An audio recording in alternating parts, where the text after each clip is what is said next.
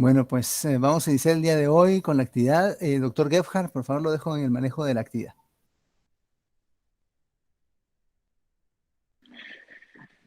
Muy bien, buenas tardes a todos. El día de hoy vamos a hablar del lupus eritematoso sistémico. Realmente el lupus es una enfermedad que ha pasado eh, por una serie de, ¿cómo podríamos llamarle? Modificaciones en el sentido no de que la enfermedad haya cambiado, ¿verdad? Sino que con respecto a su diagnóstico, a su tratamiento, ¿verdad? Ha ido variando mucho a lo largo del tiempo, sobre todo lo que es el diagnóstico, ¿verdad? Ustedes habrán oído, tal vez, incluso hasta como chiste, ¿verdad? Que cuando no saben qué es algo es lupus, ¿verdad? Porque al final cualquier síntoma casi que hay puede ser lupus en algún momento, pero obviamente eso son ya bromas, pero a lo que voy es que diagnosticar un paciente con lupus no es algo sencillo, ¿verdad? Ahorita que veamos la clase se van a dar cuenta que esto es un proceso, ¿verdad? Que incluso puede tardar pues un tiempo en demostrarse que el paciente o la paciente tiene lupus y cómo se llama, a veces este tiempo es lo que nos juega en contra con respecto ya a lo que es el tratamiento, ¿verdad? O paliar la enfermedad lo más que se pueda. Lupus es básicamente también enfermedad insignia de reumatología y de la autoinmunidad. Cuando nosotros pensamos en reumatología, cuando pensamos en enfermedades autoinmunes, lo primero que nos viene a la mente es lupus, ¿verdad? Y tal vez artritis reumatoide sería en segundo lugar. Pero lupus es lo que nosotros pensamos, ¿verdad? Y sobre todo este, lupus eritematoso sistémico, porque lupus hay varios tipos, pero este es el que nos viene a la mente, ¿verdad? Este es el que miramos en series, es el que miramos en casos reales, ¿verdad? Por lo general. Entonces, siempre es bueno conocerlo, ¿verdad? Es cierto que las enfermedades autoinmunes, si bien ahora son más prevalentes porque las diagnosticamos más, siguen estando por debajo de otras muchas enfermedades de las cuales algunas ya hemos platicado acá. Pero es bueno conocerlo, ¿verdad? Es bueno tener ese conocimiento de esto porque, como les digo, su tratamiento y seguimiento no es tan sencillo, ¿verdad? Requiere, ¿cómo se llama? Una colaboración tanto del paciente como del propio médico para que pacientes con esta enfermedad puedan tener una vida normal, ¿verdad? Así que los dejo con las doctoras Catherine Mazariegos y Melanie y voy para la clase. Adelante. Gracias, doctor. Para empezar, Melanie, puedes cambiar por fin. Vamos a empezar dando una definición de qué es el lupus. El lupus se conoce como una enfermedad autoinmunitaria en la que órganos, tejidos y células se van a dañar a sí mismos por la adherencia de diferentes autoanticuerpos y complejos inmunitarios. O de una forma más sencilla, va a ser una enfermedad inflamatoria crónica que se va a dar por un proceso autoinmune con afección multisistémica. Eso es importante porque no solo vamos a Catherine, encontrar... ¿Sí, dígame, doctor? solo disculpe, Cristian, tú ves la pantalla, se ve la presentación. Yo sí la Yo veo la miro, pantalla en José negro. Paz. Sí, sí la veo yo también, doctor. Sí la Bueno, vemos. perdonen, voy a ver qué pasa. Gracias, adelante, Muy bien. Catherine, disculpe. No tenga pena, doctor. Es como les comentaba, el factor multisistémico es importante aquí porque no solo se va a afectar el riñón o no solo se va a afectar el pulmón, sino que en estos pacientes vamos a encontrar múltiples afecciones. Siguiente, por favor. En cuanto a la prevalencia, yo quise encontrar algún tipo de incidencia o alguna estadística que nos hablara en Guatemala de cuántos pacientes con lupus hay o cuántos hay registrados, pero en la realidad no encontré. Solo encontré un registro del Instituto Guatemalteco de Seguridad Social que dice que ellos manejan aproximadamente 500 pacientes con tratamiento por lupus. En cuanto a su incidencia mundial, el 90% de los casos va a corresponder a mujeres en edades fértiles y esta va a afectar de 20 a 150 mujeres por cada 100.000. Eh, la mayor prevalencia se va a observar en mujeres afroamericanas, afrocaribeñas y la menor prevalencia en varones caucásicos. Siguiente, por favor. Ahora Este vamos a hablar dato que la doctora Catherine Perdón, este dato que la doctora Catherine acaba de mencionar ahorita es sumamente interesante. Vean, el doctor Gerhard le dio una introducción muy pertinente y realmente que les dijo aspectos fundamentales. Y lo que la doctora está comentando ahorita también es esencial. Deben tener en cuenta que el lupus es una enfermedad que afecta predominantemente a las damas, a las mujeres, a las señoritas. Y como decía en epidemiología, afecta normalmente entre la segunda a la cuarta década de la vida. ¿Qué quiere decir esto? Que la mayoría de pacientes con lupus que nosotros vamos a ver son mujeres entre los 20 a los 40 años. De hecho, existe literatura que reporta una proporción de 8 mujeres por un hombre que pueda presentar lupus. Les seré honesto, yo solo he visto 2 pacientes con lupus en los 6 años que llevo estar en el hospital Roosevelt.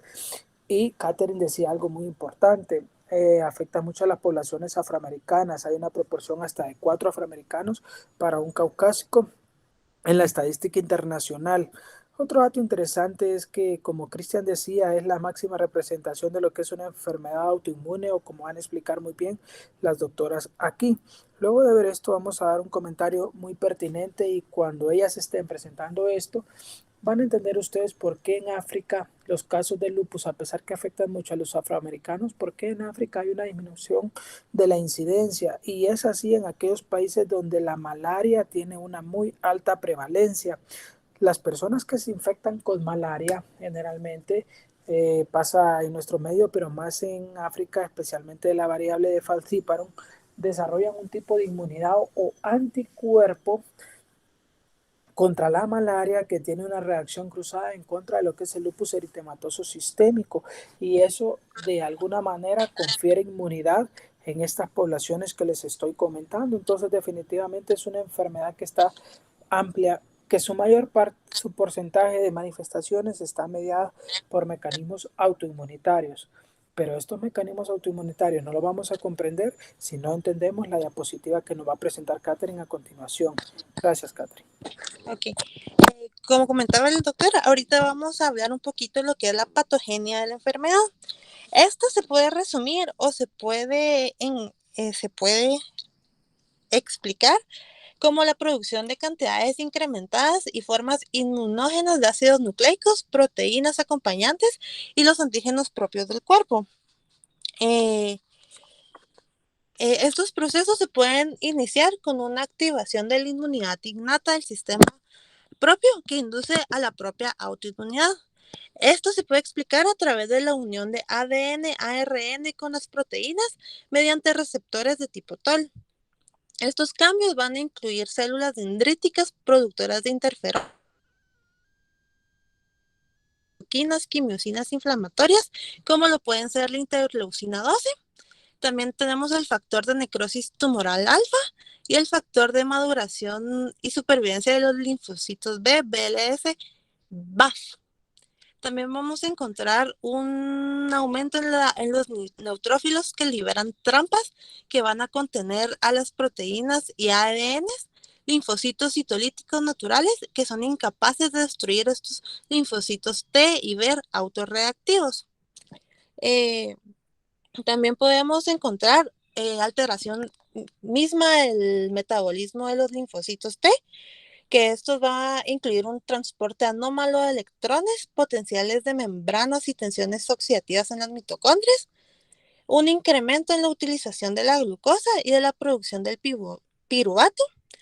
Si hablamos en general de los linfocitos T y B, estos se van a activar con una mayor facilidad y esto va a dar origen a apoptosis mucho más frecuente de lo que ocurre cuando estos linfocitos se encuentran en un estado normal.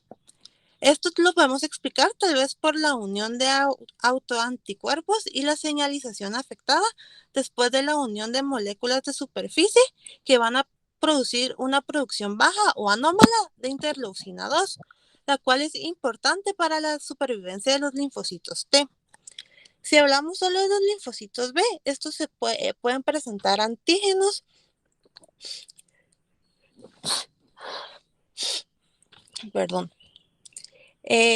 estos antígenos van a secretar lo que es la interleucina 6 y la interleucina 10. Esto es lo que van a hacer, es favorecer aún más la supervivencia de los linfocitos B autorreactivos. Y estos van a favorecer la acción, se pueden favorecer por la acción de los estrógenos. También este es un dato importante porque afecta más a las mujeres.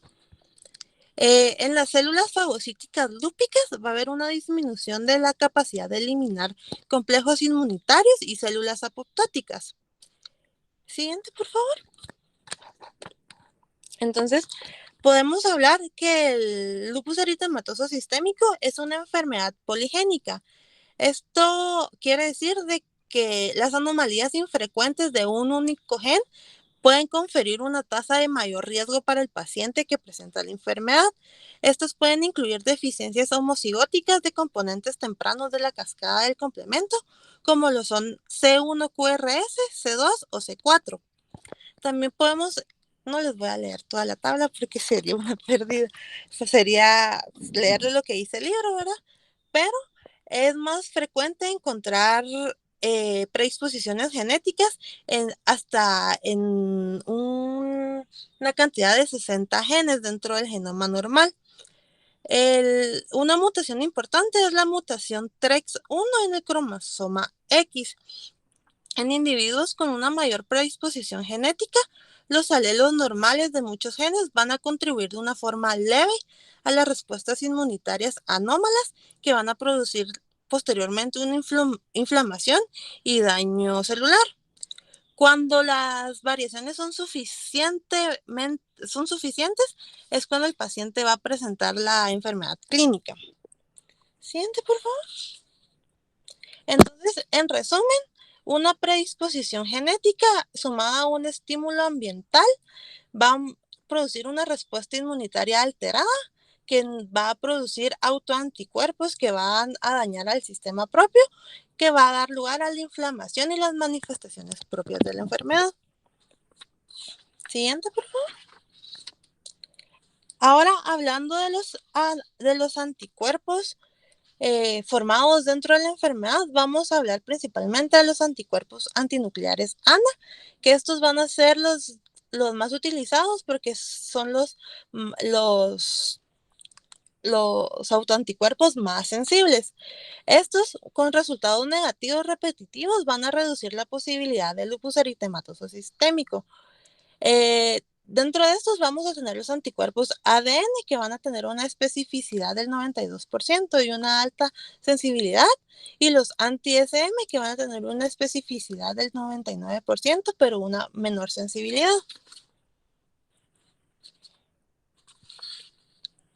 Aquí el doctor Juan Velázquez había comentado que colocáramos este cuadro que es un poquito más didáctico del que se encuentra en el libro. Aquí nos menciona que los anticuerpos ANA van a tener una frecuencia en aproximadamente presentes del 95 al 99% de los casos activos y en 90% de los casos que se encuentran en remisión. Estos se van a ver asociados a cualquiera de las manifestaciones clínicas, si no es que a todas. Y como ya les comenté, son anticuerpos sensibles, pero no específicos. También vamos a encontrar los anticuerpos ADN, que van a tener una especificidad del 70% y van a ser títulos paralelos a la actividad de la enfermedad, especialmente renal. También tenemos las histonas, que van a tener una frecuencia del 90% en lupus inducido por fármacos y del 60 al 80% en lupus eritematoso sistémico, asociado principalmente a la artritis y la serositis leve. Siguiente, por favor. Gracias, Catherine. Pongamos la anterior, por favor. Gracias, Catherine y Melanie, por colocar esta tabla. Hablábamos con ellas y pues en el libro, si ustedes agarran el libro, el cuadro es bien extenso y es poco didáctico. Pero creemos que estos son los anticuerpos que ustedes deben saber reconocer cuando estén frente a un paciente en el cual sospechan una enfermedad por lupus. Lupus es una enfermedad que está fuertemente asociada con FANA, el anticuerpo antinuclear, o como dice ahí, ANA. Este puede ser en patrón homogéneo o patrón moteado. Pero si ustedes tienen la sospecha de que un paciente puede presentar lupus, el primer marcador inmunitario que ustedes deben hacerle es el FANA. Recuerden que estos son anticuerpos que nos permiten a nosotros establecer la relación de estos mismos con la lesión a algún órgano o parte del organismo. Entonces, tienen un paciente que tiene las manifestaciones clínicas que vamos a ver más adelante y ustedes empiezan a pensar, bueno, esto puede ser lupus definitivamente. Lo primero que van a hacer es medir un FANA y un ADN de doble hebra o anti-DNA. Estos dos anticuerpos tienen una alta asociación con lupus. Pueden ver ahí que el 95 a 99% de las enfermedades activas van a tener un FANA positivo, pero también tienen que tener cuidado porque aquellos pacientes que ya fueron tratados y su problema de alguna manera mejoró, igual pueden seguir siendo positivos. Pero para diagnóstico, el FANA y el anti-DNA de doble hebra son los que nos hacen el diagnóstico inicial. Entonces, si tienen la sospecha, si el doctor Gebhard les dice que tiene sospecha de un paciente que pueda tener lupus, ustedes ya saben que estos dos son los que tienen que medir de base. Ahora, hay otros que apoyan mucho el diagnóstico. Por ejemplo, si nosotros tenemos la sospecha de que tenemos, por ejemplo, un niño que tiene bradicardia, bloqueo cardíaco, y nosotros creemos que puede ser enfermedad inducida por lupus o lupus neonatal, anti-Ro es muy común para poder evaluar el lupus neonatal. Entonces, algún día le preguntan en la pediatría, ¿con qué anticuerpo evaluamos lupus neonatal? Anti-Ro es el ideal, ¿verdad? Medimos anti-Ro y anti-La porque son anticuerpos que están presentes en otras enfermedades del tejido conectivo. Recuerden que al tener anticuerpos o autoinmunidad, la persona corre el riesgo de desarrollar en realidad cualquier enfermedad de origen autoinmune. Por lo tanto, las pacientes con lupus tienen tres asociaciones muy importantes que tienen que saber: a síndrome de anticuerpos antifosfolípidos, a Sjögren y a enfermedad mixta del tejido conectivo. Entonces, si ustedes sospechan que su paciente tiene lupus y Sjögren, midan anti-Ro y anti-La. Hay un anticuerpo, si ustedes ya hicieron el diagnóstico de que su paciente tiene lupus y tiene afectación renal y ustedes quieren saber si esto es inducido por una nefropatía lúpica, midan el anti-Smith. El anti-Smith es muy específico de lupus y muy altamente relacionado con nefritis lúpica. Entonces, para esto nos sirve, por ejemplo, si tenemos un paciente que está deteriorando la falla renal y queremos hacer diagnóstico, medimos FANA, medimos anti-DNA de doble hebra y medimos anti-Smith, porque anti-Smith se relaciona mucho con aquellos pacientes que desarrollan una nefritis lúpica. Si nosotros creemos que nuestro paciente tiene una enfermedad por mixta del tejido conectivo, vemos otras características que nos hacen pensar esto, pues medimos anti-RNP, que es para enfermedad mixta del tejido conectivo. Y hay una entidad que es el lupus-like o lupus inducido por fármacos. Para saber si su paciente tiene características clínicas de lupus y que estas fueron inducidas por medicamentos, hay que medir anticuerpos contra histonas. ¿Cuáles son los tres principales fármacos que les van a dar una lupus inducido por fármaco? La procainamida, que te puede usar para antiarrítmico, la hidralazina, que se usa en las embarazadas o en los pacientes con hipertensión arterial, y algunos anticuerpos monoclonales, sobre todo dirigidos contra el factor de necrosis tumoral. Entonces, estos son los tres principales fármacos que les pueden dar lupus-like o lupus fármaco inducido por fármaco, ¿verdad? Si ustedes tienen la sospecha de que un fármaco es el causante de esto, sencillo, vamos y medimos el FANA, el anti-DNA doble hebra y medimos antistonas. Si antistonas está positivo es porque sus datos clínicos de lupus, sugerentes de lupus, son inducidos en la mayoría de casos por fármacos, pero tenemos que tener en cuenta si existe o no la exposición, ¿verdad? Gracias, solo quería complementar esto a este slide. Si ustedes agarran el cuadro de anticuerpos del libro, les va a costar. Este es más diluido, es más fácil de comprender, por eso los agregamos. Gracias, doctoras. ¿Puedo hacer un comentario, doctor? Por supuesto, doctor, muchas gracias. Fíjese que todo lo que el doctor ha dicho es muy importante, pero quiero reforzar dos cosas. Una es que no solo porque tengan un anticuerpo positivo o presente, ya de plano tienen lupus también. O sea, hay que pensar del otro modo. Como bien explicó el doctor Velázquez, el orden debe ser que ustedes sospechen el diagnóstico clínicamente y que de acuerdo a la sospecha clínica soliciten las pruebas para confirmar su diagnóstico. Si ustedes empiezan al revés, que bueno, pasa mucho en endocrino, por eso les digo, pero si empiezan haciendo anticuerpos a diestra y siniestra, después ya no van a saber cómo interpretarlos. De hecho, hay pacientes que tienen, digamos, una condición de salud aceptablemente normal y que pueden tener anticuerpos positivos. El ejemplo más importante son los pacientes mayores de 60 años de edad. Conforme vamos subiendo en edad, conforme vamos aumentando en edad, la prevalencia de positividad de anticuerpos, aún sin tener la enfermedad, es mayor. De manera que en la población normal, más o menos un 5% de las personas normales pueden tener antifana positivo.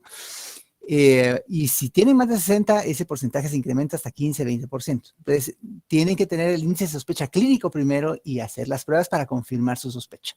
La otra situación es que, como el doctor comentaba ahorita con lo de los antihistonas, generalmente estos pacientes tienen presencia, o sea, tienen la positividad para anticuerpos antihistonas, pero hay dos datos clínicos que diferencian al lupus inducido por medicamentos del lupus eritematoso sistémico, y son la afección a nivel renal y la afección a nivel neurológico. O sea, los lupus inducidos por medicamentos nunca dan nefropatía ni dan neuropatía o alteraciones neurológicas. Así que tengan también eso presente a la hora de hacer su diagnóstico diferencial. Gracias, doctores. Sigan adelante, por favor.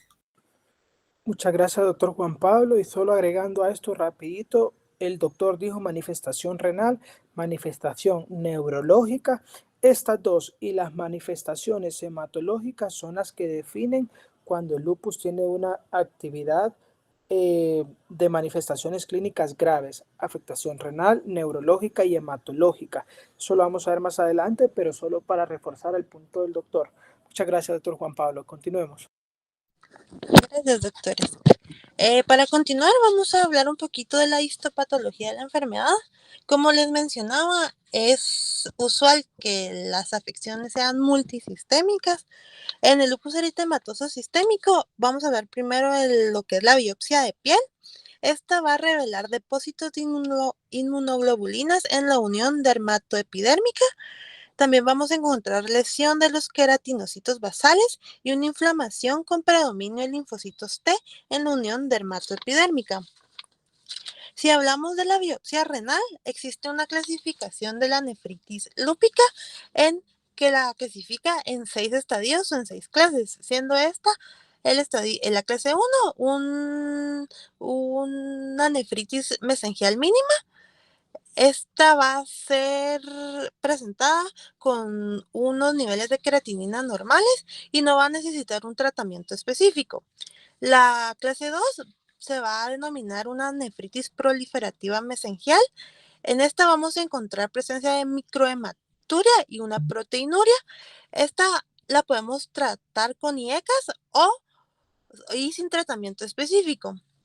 La clase 3, denominada una nefritis proliferativa focal. Aquí vamos a encontrar hematuria, proteinuria, más hipertensión arterial y una disminución de la tasa de filtrado glomerular. También vamos a encontrar la presencia de síndrome nefrótico. En este el tratamiento se va a basar en inducir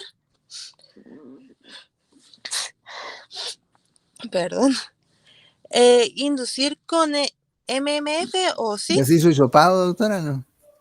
No, doctor, es que estoy en el carro y tengo el aire acondicionado prendido. Va, está bien. Va a ser con la inducción con MMF y esteroides y un mantenimiento con ASA. La clase 5 se va a denominar una nefritis membranosa que puede coexistir con la clase 3 o 4. En esta vamos a encontrar la presencia de proteinuria y un síndrome nefrótico. En esta la vamos a tratar con IECAS y si se encuentra la presencia de proteinuria en el intervalo nefrótico, se va a inducir con MMF o esteroides. Y la última clase se va a denominar nefritis esclerótica avanzada y esta va a necesitar un tratamiento sustitutivo renal. Si hablamos a nivel de los vasos sanguíneos o los ganglios linfáticos, vamos a encontrar la presencia de vasculitis leucocitoclástica y una inflamación crónica difusa e inespecífica. Siguiente, por favor, Melanie. Solo, por favor, pongamos la anterior. Bueno, les pedí a las doctoras, igual, ustedes agarran Harrison y ven la parte de la nefropatía o nefritis lúpica inducida por lupus, van a ver que es un cuadro muy extenso y muy complejo. Pero ustedes deben saber que la enfermedad por lupus puede producir, bueno, falla renal, falla neurológica y afectación hematológica son las tres manifestaciones graves de la enfermedad. La enfermedad renal puede ir en diferentes etapas, pero ojo, paciente con lupus que debuta con enfermedad renal, tenemos muy poco tiempo para actuar y evitar que la falla renal se establezca. Pueden ir viendo acá que son 6 etapas sobre las cuales puede ir avanzando la enfermedad renal de un paciente con lupus. La 1, que es la mesangial mínima, donde ustedes ven al paciente, ya saben que tiene lupus, empieza a fallar el riñón y ustedes la mesangial mínima porque puede haber o no proteínas en la orina, puede estar normal incluso. No hay que dar tratamiento. En el tipo 2, que es la proliferativa, pero ya mesangial, aquí hay mínima hematuria o mínima proteinuria. Tampoco podemos tratarla o si la proteinuria es muy marcada, recuerden cuando veíamos nosotros hipertensión o vimos diabetes, que hablábamos de que la proteinuria, la filtración de proteínas por el riñón, debíamos controlarla con fármacos como IECAS o ARAS, pues si ustedes tienen proteinuria en su paciente con lupus, pueden valorar el uso de IECAS. Ahora bien, si su paciente pasó a un estadio 3 y ya es proliferativa focal, doctor, ¿y cómo sé yo que es proliferativa focal? Porque ustedes le pidieron a su paciente un análisis de orina y encontraron que tenía hematuria o proteinuria. Puede ser que tenga o no hipertensión, pero sí hay una disminución de la tasa del filtrado glomerular. Entonces, esta paciente está en el servicio del doctor Gebhardt, que es mujeres y que es área de reumatología. Saben que tiene lupus, le hacen un examen de orina porque ven que va disminuyendo, aumentando la creatinina, consecuentemente disminuyendo la tasa de filtrado glomerular, entonces le piden la orina y encuentran que hay hematuria y hay proteinuria, pero puede ser que tengan o no hipertensión. Si no tienen hipertensión ni síndrome nefrótico, entonces es un estadio 3. Si tienen un aumento de la creatinina con una disminución del filtrado glomerular y ya encuentran hematuria, proteinuria o el paciente hipertenso, entonces ya dicen, bueno, mi paciente ya no es proliferativa focal, ahora es estadio 4 o proliferativa difusa. ¿De acuerdo? Entonces así es como tienen que ir ustedes más o menos analizando el caso. Si su paciente se presenta con síndrome nefrótico y proteinuria franca, pues ya es un estadio 5. Y ya en el estadio 6, esclerótica avanzada, ya no hay vuelta atrás. El paciente presenta insuficiencia renal terminal. Johanna, ¿podría apagar su micrófono, por favor?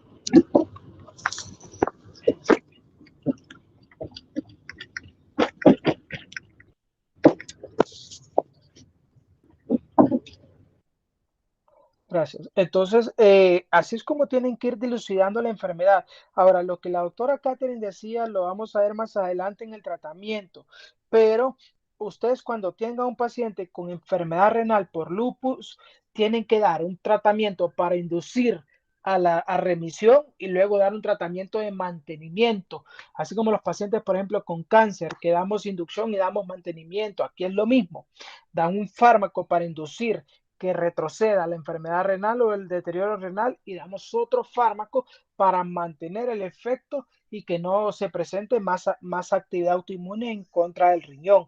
Vamos a hablar más adelante de estos fármacos para no confundirlos ahorita, pero sí quiero que se lleven la idea clara de que existen 6 etapas y la forma de saberlo es mediante el análisis clínico y obviamente tenemos que hacer biopsia. Gracias, doctor. Gracias, doctor.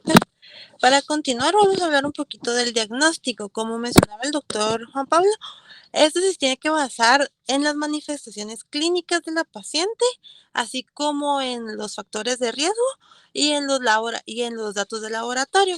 El libro nos presenta un cuadro con los criterios actuales para clasificar el lupus eritematoso sistémico, dividiéndolos en manifestaciones clínicas que puede ser a nivel de la piel, como es un lupus cutáneo agudo o subagudo, un lupus fotosensible, malar, maculopapulento o ampolloso, También podemos encontrar la presencia de úlceras bucales, alopecia no cicatrizal, sinovitis que afecta 2 o más articulaciones, o serositis que puede ser pleural o pericárdica.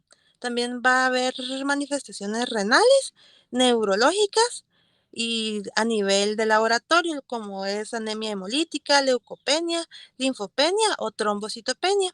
Y manifestaciones inmunitarias que son la presencia de anticuerpos ANA, presencia de antifosfolípidos o anomalías en los componentes de la cascada del complemento, específicamente C3, C4 o podría ser también CH5. También se pueden presentar pruebas de CUMS directa positivas en ausencia de anemia hemolítica. Sin embargo, puedes pasar, Melanie, por favor. También se encuentra otra clasificación, que son los criterios para la clasificación del lupus eritematoso sistémico, según la ACR y EULAR del 2018. Esta nos pide un criterio de entrada que van a ser los anticuerpos ANA mayores o iguales a una titulación de 1/80, realizados en células HP2 o sus equivalentes. Esta clasificación también lo divide en categorías clínicas y en categorías inmunológicas. La diferencia con esta es de que a cada categoría le da una puntuación, que más adelante les voy a explicar cómo se llega al diagnóstico de lupus. En esta vamos a tener categorías constitucionales, que va a ser la fiebre, hematológico, la presencia de leucopenia, trombocitopenia o hemólisis autoinmune, los aspectos neuropsiquiátricos, que va a ser el delirio, la psicosis y las convulsiones, como comentó el doctor Velázquez. Estos va a sumar, sobre todo las convulsiones, es el que más suma a la enfermedad. Manifestaciones mucocutáneas, como es la alopecia no cicatrizal, úlceras orales, el lupus cutáneo subagudo discoide o el lupus cutáneo agudo solamente.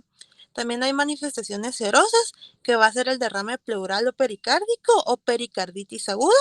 Manifestaciones musculoesqueléticas, que va a ser afección articular, o manifestaciones renales, que puede ser una proteinuria más de 500 miligramos en 24 horas, una biopsia renal con la presencia de nefritis lúpica clase 2 o 5, o una biopsia renal con nefritis lúpica clase 3 o 4.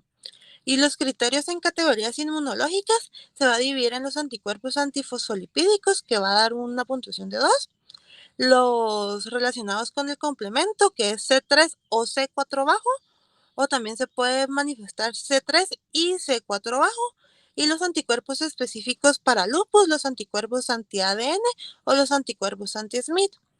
Siguiente, por favor.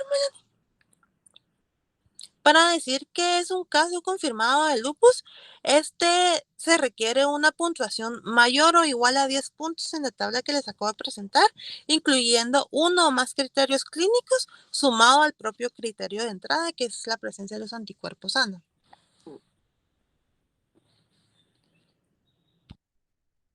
En esta parte, ¿podemos poner por favor el slide anterior?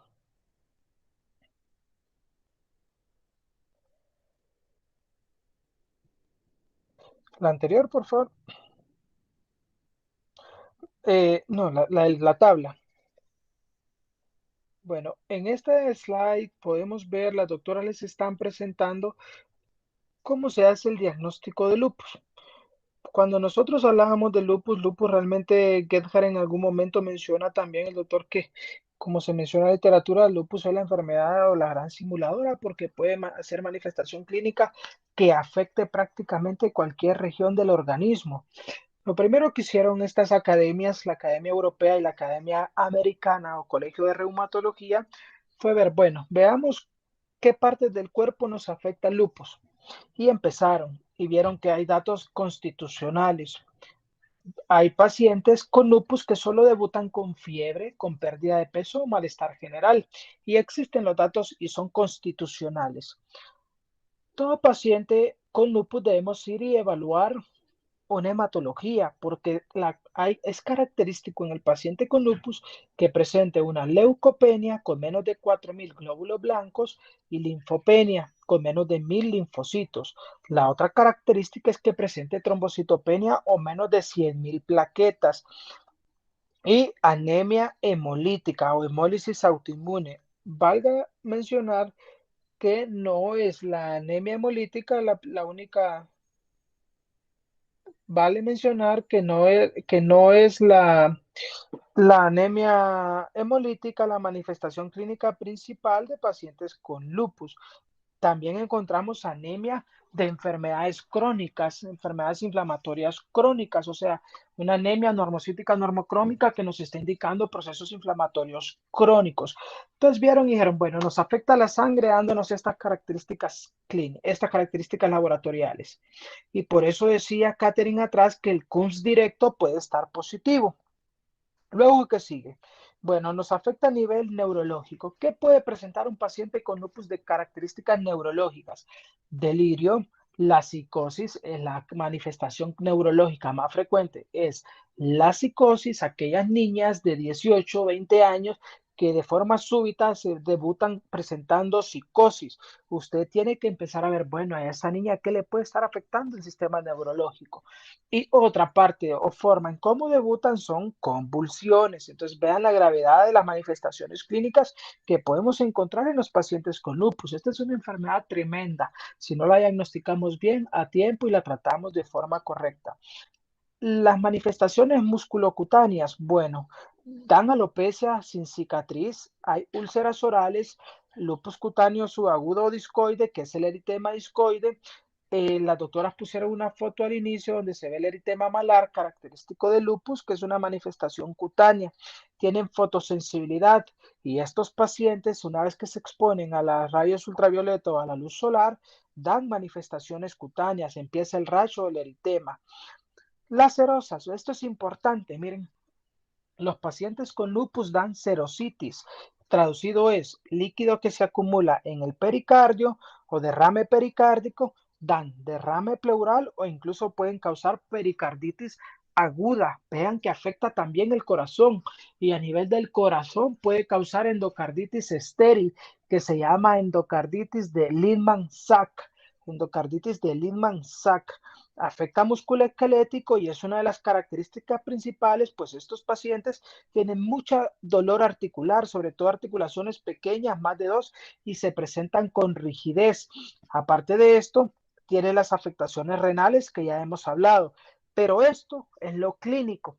Entonces, como les decía el doctor Juan Pablo al inicio, lo primero que hay que hacer es sospecharlo. ¿Cómo lo vamos a sospechar? Porque vemos alguna de estas manifestaciones clínicas reflejadas en nuestro paciente, ¿de acuerdo?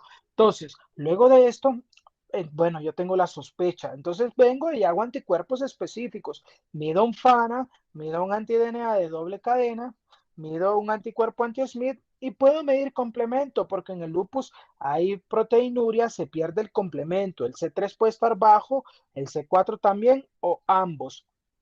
Y como les decía, el lupus se asocia mucho a enfermedad de anticuerpos antifosfolípidos o SAF, síndrome de anticuerpos antifosfolípidos, donde los tres marcadores que me hacen diagnóstico de esta enfermedad es, como dice el cuadro, los anticuerpos anticardiolipina, que pueden ser de tipo M o G, los anticuerpos contra el beta-2-glucoproteína 1 y el anticoagulante lúpico. Entonces, jóvenes, todo esto puede tener una mujer o un hombre que tenga enfermedad por lupus. Más o menos en principio de diciembre,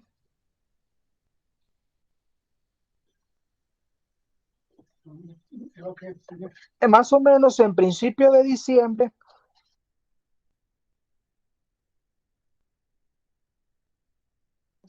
a principios de diciembre llegó una paciente a la emergencia eh, que presentaba nada más síntomas constitucionales y dolor articular.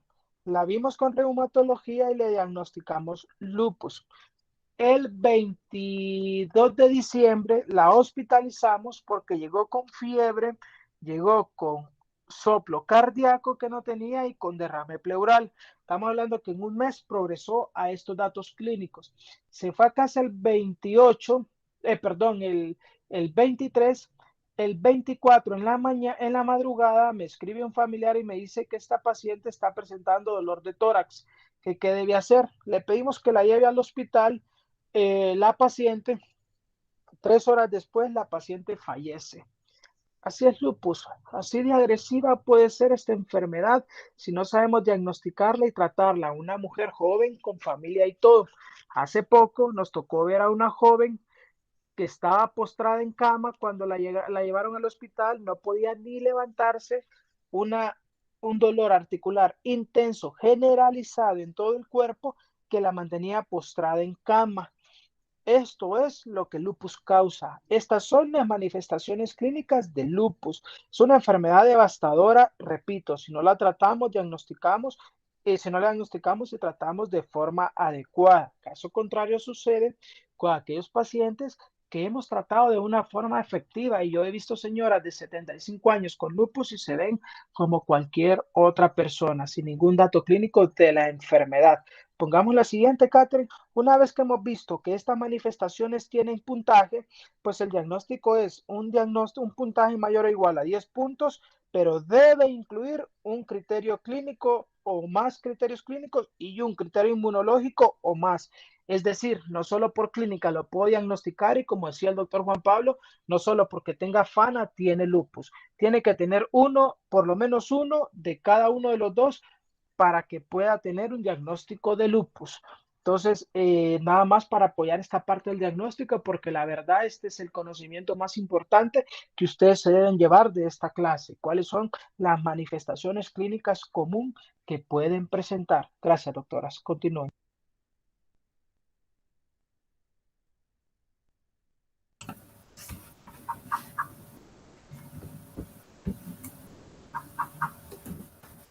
Bueno, ahora hablando un poquito sobre las manifestaciones clínicas, como se mencionó anteriormente, pues al principio el lupus suele dañar uno o varios órganos o incluso sistemas, pero con el tiempo van a aparecer más manifestaciones. El lupus puede ser desde muy leve e intermitente hasta muy grave y fulminante. Casi el 85% de los pacientes padecen lupus activo continuo, mientras estos reciben el tratamiento y pueden tener una o más exacerbaciones anuales.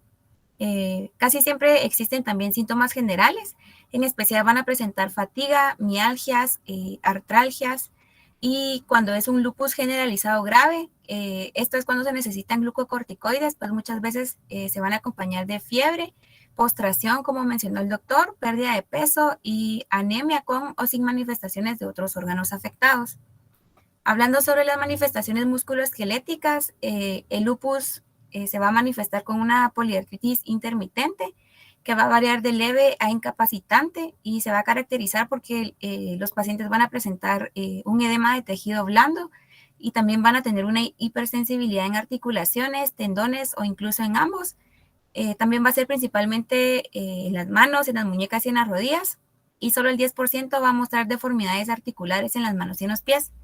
También va a ser infrecuente observar erosiones en las radiografías de las articulaciones, pero se pueden identificar por medio de una ecografía y si se presentan va a estar en un 10 al 50% de los pacientes. En las manifestaciones hemáticas, la manifestación hematológica más frecuente es la anemia, por lo general de tipo normocítico, normocrómico. Entonces, esto nos va a reflejar que hay una presencia de una enfermedad crónica. También va a ser habitual observar que tienen leucopenia, que suele consistir en una linfopenia.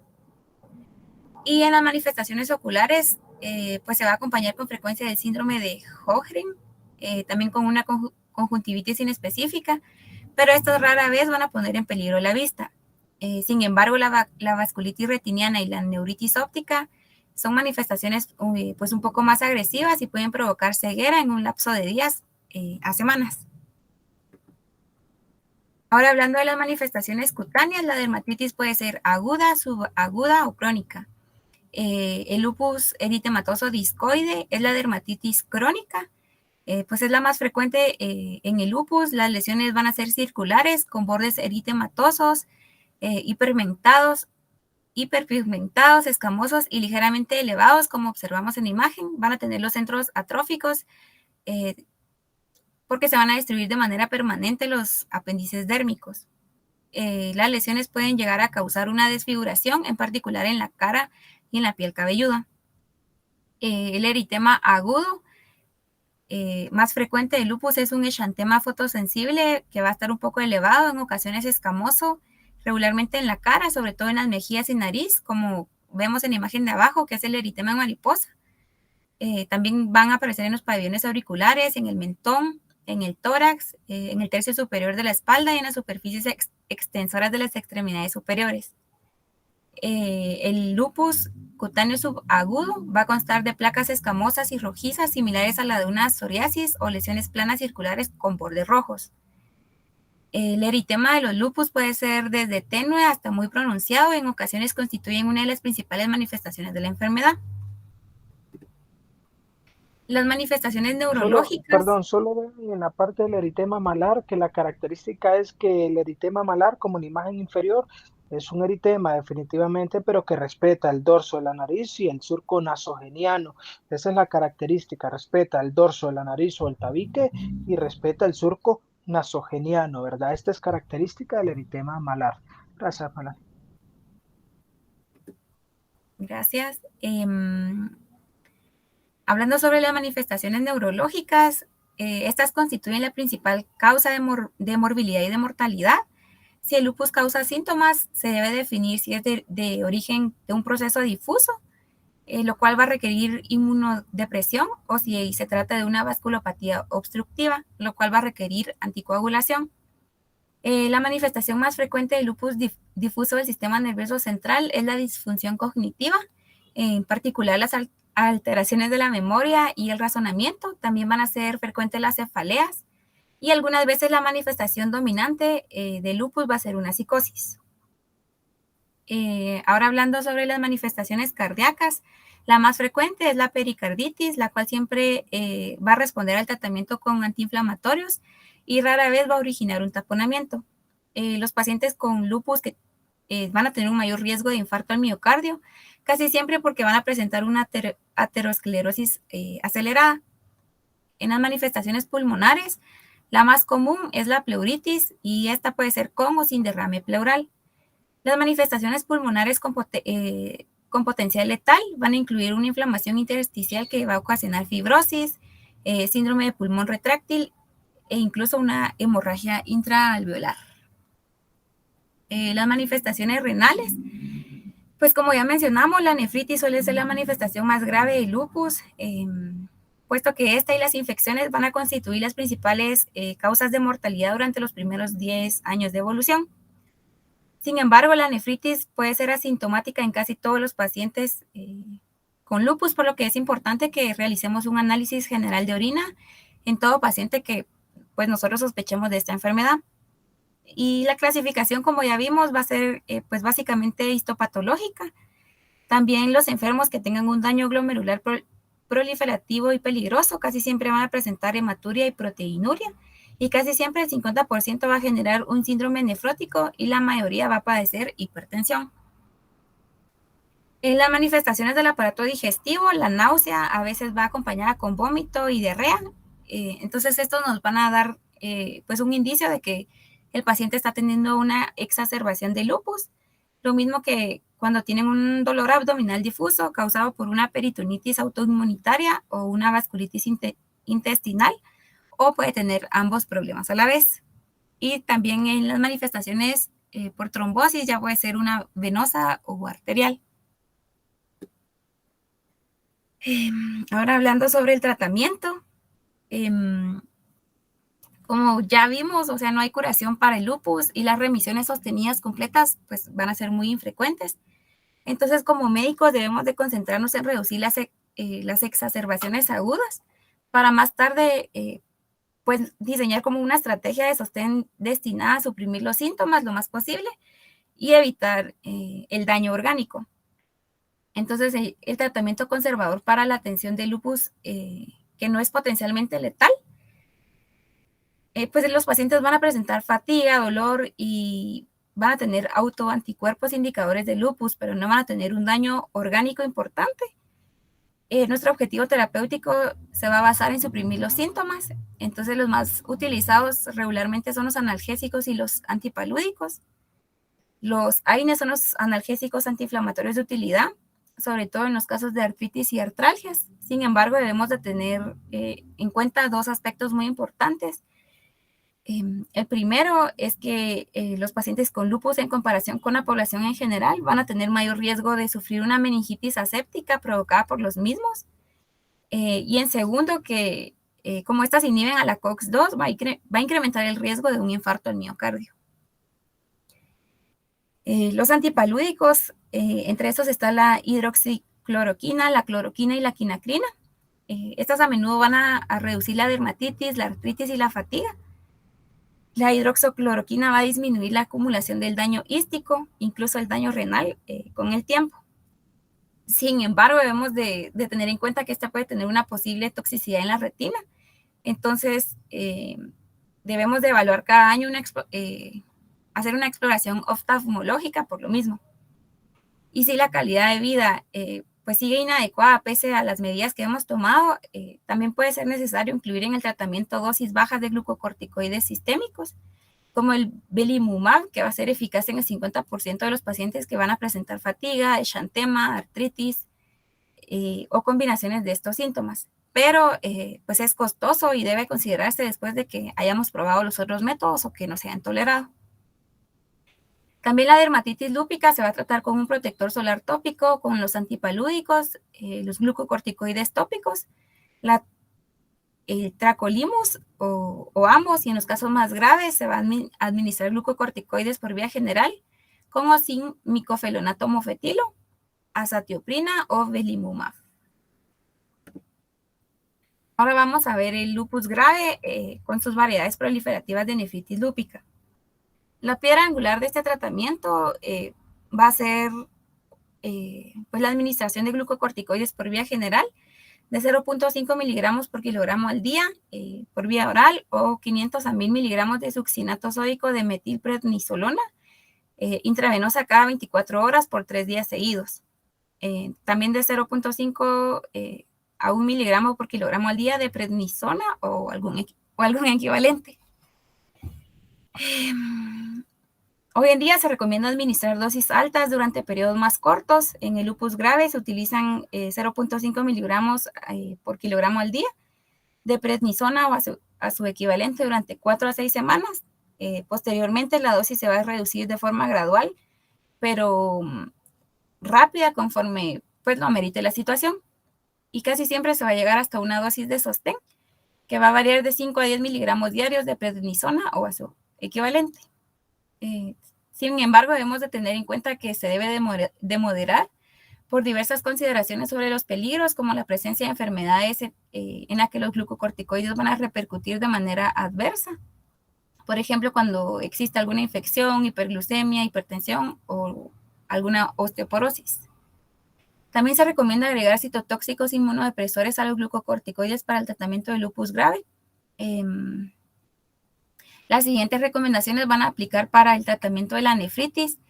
Entre estas está la ciclofosfamida, como el mofetilo de micofelonato, y estas van a constituir alternativas aceptables para inducir la mejoría en los pacientes graves. También la azatioprina, pues es eficaz, pero es un poquito más lenta para generar una respuesta. Además, que se ha relacionado con más exacerbaciones. Entonces, la respuesta a la ciclofosfamida y el micofelonato empieza entre la tercera y la 16ª semana después de iniciar con el tratamiento, y la reacción de los glucocorticoides empieza en las primeras 24 horas. Entonces, para el tratamiento de sostén, tanto el micofelonato como la azatioprina van a tener eficacia y efectos secundarios similares, y ambos son más inocuos que la ciclofosfamida. Ahora, situaciones especiales, tenemos la nefritis lúpica semilunar, en donde la presencia de células o fibrosis con forma de media luna en los glomérulos con glomerulonefritis proliferativa nos va a indicar que hay un pronóstico pues un poquito más sombrío que en el paciente sin esta característica. La mayoría de los medicamentos se recomienda dosis altas de ciclofosfamida como un tratamiento de inducción de elección. Ahora, si hay una nefritis lúpica membranosa, pues no existe un tratamiento definitivo. Sin embargo, hay estudios que sugieren la administración en días alternos de glucocorticoides y ciclofosfamida. Y no se sabe si también son eficaces para conservar la función renal a largo plazo. Ahora, si tenemos un embarazo y la persona con lupus, pues vamos a ver una tasa mayor de abortos, casi el doble o el triple que en mujeres que no tengan lupus. Entonces, también va a haber una muerte fetal en personas que padecen una gran actividad de lupus. También la actividad de la enfermedad se puede suprimir con glucocorticoides por vía sistémica. Existe una enzima placentaria que es la 11-beta deshidrogenasa 2, que va a desactivar a los glucocorticoides. Es un poquito más eficaz para desactivar a la prednisona y la prednisolona que los glucocorticoides fluorados como la dexametasona y la betametasona. El lupus en las embarazadas debe controlarse con la hidroxocloroquina y, si fuese necesario, con prednisona y prednisolona, pero en dosis más bajas y por el menor tiempo posible. Si estos tratamientos pues no nos funcionan, se añade azatioprina, y los efectos adversos del contacto prenatal con los glucocorticoides, sobre todo con la betametasona, van a incluir el peso bajo al nacer, anomalías en el desarrollo del sistema nervioso central y una tendencia al síndrome metabólico en la edad adulta. Ahora, en una crisis trombótica microvascular como la púrpura trombocitopénica, trombótica y el síndrome hemolítico urémico, este síndrome, caracterizado por hemólisis, trombocitopenia y trombosis microvascular en riñones, cerebro y otros tejidos, pues tiene una alta tasa de mortalidad, que es más frecuente en personas jóvenes que tengan nefritis por lupus. Entonces, el intercambio de plasma o una plasmaferesis van a salvar la vida de estos enfermos, y la mayor parte recomienda un tratamiento simultáneo con glucocorticoides. La siguiente es una dermatitis por lupus. Todas las personas pues deben de llevar al mínimo su exposición a la luz ultravioleta, la cual se logra vistiendo ropa adecuada y bloqueadores solares con un factor de protector mínimo de 30. También los glucocorticoides y antipalúdicos tópicos son bastante eficaces para reducir las lesiones en la mayoría de los pacientes. Y el tratamiento general con ácido retinoico es una medida de utilidad en personas con una mejoría inadecuada tras el uso de los glucocorticoides tópicos y los antipalúdicos. Y por último tenemos el lupus farmacológico. Como ya hablaron un poquito los doctores, se trata de un síndrome de ANO positivo que se acompaña de fiebre, malestar general, artritis o artralgias o mialgias intensas, también serositis, eritema o cualquier combinación de estas. Pues este síndrome comienza durante el tratamiento con algunos fármacos. La lista pues es bastante extensa, pero el doctor ya nos mencionó los 3 principales. Y eso es todo.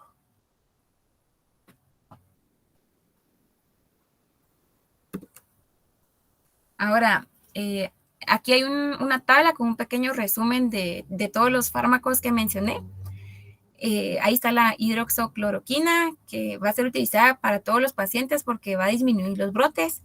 Esta puede ser en monoterapia en una artritis, en una serositis, en enfermedades cutáneas. También los AINES para las artralgias, las artritis, las mialgias y la serositis leve. Los corticosteroides se deben de utilizar en dosis bajas para artritis, serositis, y en dosis altas para las manifestaciones graves como las renales, las hemáticas y las del sistema nervioso central. El micofelonato mofetilo para una nefritis, ya sea de inducción y de mantenimiento, y también en enfermedades no renales o cuando se es resistente a la hidroxicloroquina. La ciclofosfamida para la nefritis y las enfermedades del sistema nervioso central como medida de inducción, y también va a minimizar la exposición. La azatioprina para la nefritis leve como mantenimiento y enfermedad no renal resistente a la hidroxocloroquina. El metotrexato para la artritis, Para la enfermedad cutánea y la serositis, la ciclosporina A. Para la nefropatía, el belimumab. Para la artritis, la serositis y las enfermedades cutáneas. El rituximab para el lupus. Sin embargo, hay que tomar en cuenta que entre los efectos adversos está una reacción alérgica. Y por último, el baricitinib, que pues 4 miligramos son eficaces en artritis y en enfermedades cutáneas. Esta es la Excelente, bibliografía. Termine. Y eso era todo. Gracias. No, sí, gracias Melanie, excelente la participación y realmente que la interpretación de los fármacos, yo le pedí a Melanie que agregara este cuadro para que pudiera estar un poco más ordenado los fármacos que están a disposición. Realmente ella lo dijo muy bien en la diapositiva previa donde habló, por ejemplo, en la nefropatía, en la nefritis, que hay fase de inducción y de mantenimiento. Un concepto claro que se deben llevar acá es que a diferencia de la clase que vamos a ver el día de mañana, la hidroxicloroquina no se utiliza en todos los casos o no tiene una evidencia marcada. En lupus sí, porque los pacientes es el único fármaco que disminuye cualquier tipo de brote. Entonces, paciente con lupus normalmente debe estar tratada con hidroxicloroquina para reducir los brotes. El dolor, las mialgias e incluso, vean bien, los derrames pleurales o pericárdicos pueden resolver con analgésicos, con AINES. Y el tercer elemento fundamental de esto son los esteroides. Como dicen los reumatólogos, y creo que es cierto, utilizar esteroides es un arte, no es una receta de cocina que le damos igual a todas las personas. Vamos a utilizar esteroides a dosis bajas, 10 a 15 miligramos, para aquellos pacientes que llegan con dolor articular, que llegan con serositis, y vamos a utilizar dosis más altas como por ejemplo también mencionaba Melanie, de 500 a 1000 miligramos de corticoesteroide, normalmente 1 gramo de metilprednisolona, que es el que utilizamos, es para pulsos. Entonces, si llega un paciente con enfermedad renal convulsionando o con hemólisis, tenemos que usar pulsos de esteroides y usamos 1 gramo al día durante 3 días. Luego continuamos con 1 miligramo por kilo de peso hasta que las manifestaciones vayan reduciendo. Pero si el caso es manifestaciones nada más articulares, serositis, o algunas cutáneas, podemos utilizar dosis bajas de esteroides. El único fármaco que le sirve para inducir una respuesta ante la nefritis lúpica y que a la vez le sirve de mantenimiento es el micofenolato de mofetilo, pero este fármaco es costoso.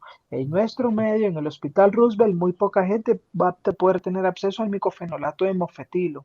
Podemos dar inducción con ciclofosfamida para nefritis o aquellos que llegan convulsionando, y podemos usar micofenolato de mofetilo o azathioprina para mantenimiento. La mayoría de pacientes con nefritis lúpica utilizan azathioprina, luego de haberle dado inducción utilizan azathioprina para el mantenimiento de la enfermedad renal, ¿verdad? La mayoría también utiliza metotrexate para lo que es la enfermedad articular, y también pues por supuesto tenemos los anticuerpos monoclonales como opción terapéutica. Las felicito, doctoras, por haberme mandado la clase del día sábado, por haber hecho las acotaciones pertinentes. Creo que lo hicieron muy bien y las felicito nuevamente por el desempeño mostrado. Aparte, mostraron con manejo del tema.